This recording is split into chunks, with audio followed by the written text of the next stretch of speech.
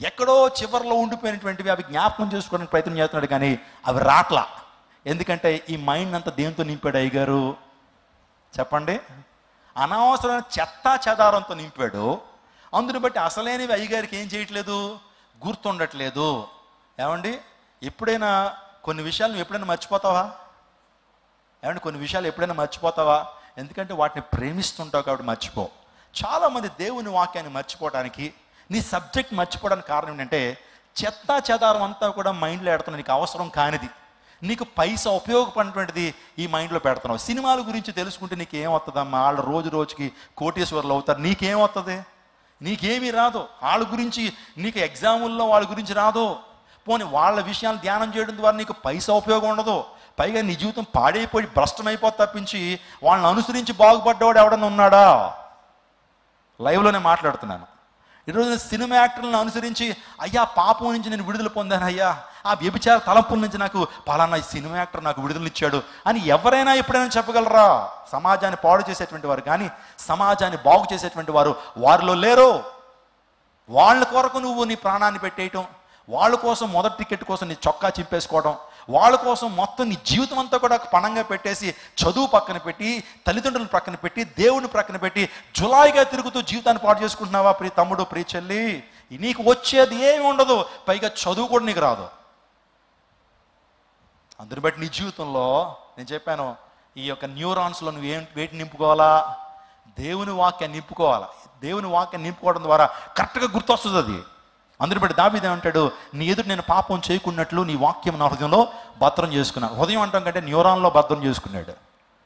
ఎప్పుడైతే తన జీవితంలో ఏదైనా సమస్య వచ్చిందా, ఏదన్నా శోధన వచ్చిందా, వెంటనే టక్మని ఏం గుర్తొస్తుంది? దేవుని వాక్యం. యోసేపు గారు గుర్తొచ్చేస్తాడు. ప్రియవన చెల్లి, నీ జీవితంలో పాపం చేయడానికి అవకాశం వచ్చింది, వెంటనే నీ మైండ్లోకి వాక్యాన్ని నువ్వు మొదలు పెట్టుకున్నట్లయితే గుర్తొచ్చేది యోసేపు, అతడు చేసినటువంటి గొప్ప కార్యం. అందుని బట్టి దేవుని వాక్యాన్ని వినాలి. అందుని బట్టి ఏమనొస్తున్నారో దేవుని వాక్యాన్ని ఎంతైతే వింటావో అంత న్యూరాన్స్లో భద్రం అయిపోద్ది. ఆ వాక్యం నేను భద్రపరుస్తుంది, పాపం చేయకుండా ఆపుతుంది. నువ్వు ఆదివారం ఒక్క 45 నిమిషాలు వాక్యం వినేసి ఈ వారానికి అంతా సరిపోద్దని అనుకుంటున్నావు. అందుని బట్టే నేను చెప్తున్నాను, క్రైస్ట్ టెంపుల్లో 4 ఆరాధనలో 4 ప్రత్యేకమైన వర్తమానాలు అందించబడుతున్నప్పుడు కనీసం 2 ఆరాధనలో పాల్గొనే ప్రయత్నం చేయండి. ఇంకా సీట్లు ఖాళీ ఉంటున్నాయి. రానున్న దినాల్లో మీకు ఒక ఆరాధన కూడా నీ ఒక ఆరాధన కూడా చేరి దొరకదేమో. అందుని బట్టి సద్వినియోగపరుచుకుందా. దేవుని సంధికి రండి. లైవ్లో వింటాం కాదు, ఇక్కడ నీకు వింటే కంప్లీట్ కాన్సన్ట్రేషన్తో వింటావు. ఇంట్లో విన్నావు అనుకోండి, ఎలా ఉంటుందంటే అప్పటికే ఎవరో ఫోన్ చేస్తారు, అప్పుడే కాలింగ్ బెల్ ఎవరో కొడతారు, అప్పుడే నీకు ఏదో ఎవరితో మాట్లాడాలనిపిస్తుంది. నిబద్ధత ఉండదు లైవ్ ద్వారా. ఎవరికి లైవ్లు అంటే చెప్తున్నాను, లైవ్లో చూస్తున్నటువంటి వారు కూడా, మీరు ఎక్కడికి మందిరానికి వెళ్ళినటువంటి పరిస్థితుల్లో ఉంటే జ్వరం వచ్చేసి 104 జ్వరం వచ్చేసి కాళ్ళు చేతులు కదపలేని పరిస్థితుల్లో ఇబ్బందికరంగా ఉండిపోతూ నిజంగా వర్షం కొండపోతగా పడిపోతున్నప్పుడు రానటువంటి పరిస్థితుల్లో లైవ్లు తప్పించి నీకు కాళ్ళు చేతులు అవయవాలన్నీ కూడా బాగా పనిచేస్తూ రావడానికి అవకాశం ఉంటూ ఒక దైవిక సహవాసం నీకొద్దా? దైవ సేవకుల యొక్క సహవాసం నీకొద్దా? దైవ బిడ్డలతో సహవాసం వద్దా? అన్యోన్య సహవాసం నీకొద్దా? నీకంటూ ఒక చర్చ్, నీకంటూ ఒక సహవాసం వద్దా? మీరు ఆలోచన చేయండి. అంటే లైవ్లు చూడొద్దని నేను అంటలేదు, మనం కూడా లైవ్లు ఇస్తున్నాం. ఎవరికి? విదేశాల్లో ఉన్నటువంటి వారికి, ఎక్కడెక్కడ ఉన్నటువంటి వారికి. పైగా దేవుని సేవకులు లేనటువంటి ఆ స్క్రీన్లు చూడడానికి వెళ్తున్నావా? నేను ఇక్కడ ఇవ్వలేనండి స్క్రీన్లు. ఇక్కడ స్క్రీన్ ఇచ్చేసి రికార్డెడ్ మెసేజ్ వేసి చూసేయండి అంటే చూసారా మీరు? అది దేవుని వాక్యానుసారమా? ఈరోజు చాలామంది స్క్రీన్లు పెట్టేస్తున్నారు. అయ్యగారు ఎక్కడో ఉంటాడు, హైదరాబాద్లోనో ఢిల్లీలో ఎక్కడో ఉంటాడు, ఆయన అక్కడ చెప్తాడు ఆయన రికార్డెడ్ మెసేజ్ని. ఇక్కడ అందరూ కూడా అక్కడికి వెళ్ళి చైర్లో కూర్చుని సినిమా చూసినట్టు చూసి రావాలా? ఇది వాక్యానుసారమా? ఇక్కడ ఎలా అయితే కనుక స్క్రీన్ మినిస్ట్రీ అయితే నేను 100 సంఘాలు పెట్టేద్దేమండి. చాలామంది అడుగుతున్నారండి ఈ రోజున, అయ్యా ఖచ్చితమైన వాక్యాన్ని ఇస్తున్నారు, మేము స్క్రీన్ పెట్టుకుంటాం, ఈ లైవ్ని అక్కడ టెలికాస్ట్ చేస్తాం, అయిపోగానే కానుకలు పెట్టేస్తాం, ఆ కానుకలు మీకు పంపించేస్తాం. లేదయ్యా, అది వాక్యానుసారం కాదు. తండ్రి గారు కానీ మా అన్నయ్య గారు కానీ చాలా సంఘాలు ఏర్పాటు చేశారు, అక్కడ దేవుని సేవకుని ఏర్పాటు చేశారు. అంతేగాని లైవ్లు ఇచ్చేయడం పెద్ద సమస్య. ఈ స్క్రీన్ ఎంత ఉంటుంది? స్క్రీన్లోంచి లైవ్ ఇచ్చేయడం పెద్ద ప్రాసెస్ అంటారా? ఆలోచన చేయండి, సత్యాన్ని గమనించండి. ఎక్కడో ఆ గొర్రెల్లాగా మనం వెళ్ళిపోవడానికి కాదు, కానీ సత్యాన్ని గమనించండి. చాలా వ్యాపార ధోరణిలో ఈరోజు పరిచయాలు జరుగుతున్నాయి, చాలా బాధపడుతున్నాను నేను. అది దేవుని అభిషేకం, దేవుని యొక్క చిత్తం అని చెప్పుకుంటున్న వారు వ్యాపారం చేస్తారు కాబట్టి దేవుని సేవా ప్రాంతంలో జరగట్లా. దేవుడు అటువంటి సంఘాలను బట్టి, అటువంటి పరిచయాలను బట్టి ఆయన ఆనందించట్లేదు. వాక్యానికి ఒక క్రమం ఉంది, సంఘానికి ఒక క్రమం ఉంది.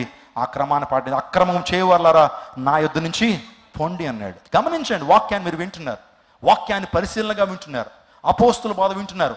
ఎక్కడ సత్యబోధ వినపడుతుందో, ఎక్కడ అపోస్తులు చెప్పిన బోధ వినపడుతుందో అటువంటి సంఘాలను మీరు వెంబడించండి, అటువంటి దేవుని సేవకులు వెంబడించండి. ఎక్కడైతే అపోస్తుల బోధ పర్ఫెక్ట్గా మీకు వినపడుతుందో అక్కడ మీరు, మీ కుటుంబాలు, మీ తరాలు దీవించబడతాయి.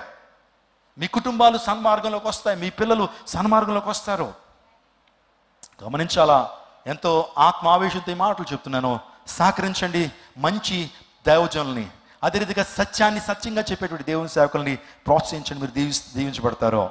ఆమె నిద్రపోతుంది కానీ ఆమె చనిపోలేదు. హల్లెలూయా. ఆమె నిద్రపోతుంది అంటే జీవాన్ని పొందుకోవడానికి ప్రధానమైన కారణం ఏంటో తెలుసా? ఆ యాయీరు సన్హెద్రిలో పనిచేస్తున్నాడు. సన్హెద్రిలో పనిచేస్తున్న ఆ యాయీరు దేవుని మాటకు విధేయత చూపించాడు. స్తోత్రం చెప్పండి. ఈరోజు నా మాటకు విధేయత చూపించడం ద్వారా దీవెన. అందరికీ శుభవార్త. ప్రతి ఆదివారం 10,000 మంది ఒక చోట చేరి దేవుణ్ణి ఆరాధిస్తున్న జీవం గల దేవుని సంఘం. స్వస్థత, విడుదల, అభిషేకం పొందాలనుకుంటున్నారా? దురాత్మ శక్తుల నుంచి విడుదల కావాలా? ఆర్థిక ఇబ్బందుల నుంచి విడుదల కావాలా? సంతానలేమితో బాధపడుతున్నారా? కుటుంబ సంక్షేమం కొరకు ప్రత్యేక ప్రార్థనలు కోరుకుంటున్నారా? శాంతి లేక ఆత్మహత్య చేసుకోవాలనుకుంటున్నారా?